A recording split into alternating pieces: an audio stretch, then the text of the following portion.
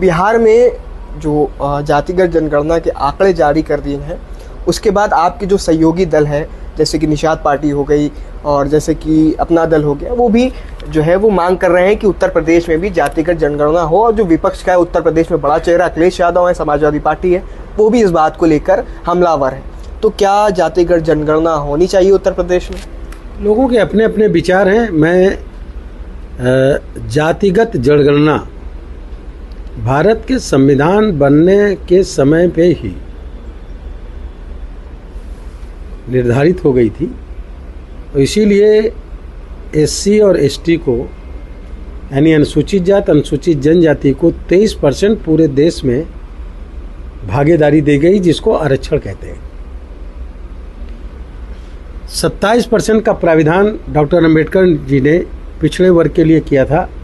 54% आबादी का उसमें किया गया था। उसके आधार पर मंडल कमीशन ने 27% आरक्षण का अति पिछड़े वर्ग के लिए किया और उसको लागू कर दिया गया। अभी अपर कास्ट की भी जो गरीब तबके का 10% आरक्षण उनको भी दे दिया गया, आदरणीय प्रधानमंत्री नरेंद्र मोदी जी ने भारत के संविधान में संशोधन करके। सवाल है, जाति क्या होती है, उपजाति क्या होती है?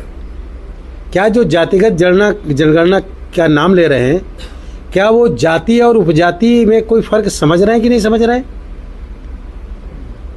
सामान्य जाति की उपजातियां हैं ब्राह्मण, क्षत्रिय या अन्य सवर्ण जातियां। पिछड़े जातियों में उनकी उपजातियां हैं मौर्य, कहार, काछी, कुर्मी, लोधी, नाई, भुर्जी, साहू, तेली, ये उपजातियां हैं।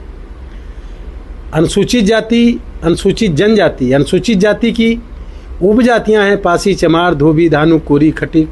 ये अनुसूचित जनजातियां बंजारा, कंजाड़, नाथ, वैगा या मुशहर, ये उपजातियां हैं। इनको जाति और उपजाति में फ़र्क मालूम है कि नहीं मालूम है? कुछ कुछ उपजातियां 0.05% हैं, उनको कहाँ से आप उनको देंगे? इसका मतलब है उनका हक मारना चाहते हैं।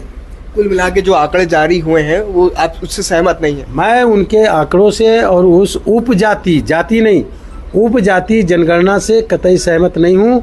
ये डॉक्टर अंबेडकर के मिशन, जाति विहीन शोषण विहीन समाज के स्थापना के मिशन का अपमान है, बेइज्जती है।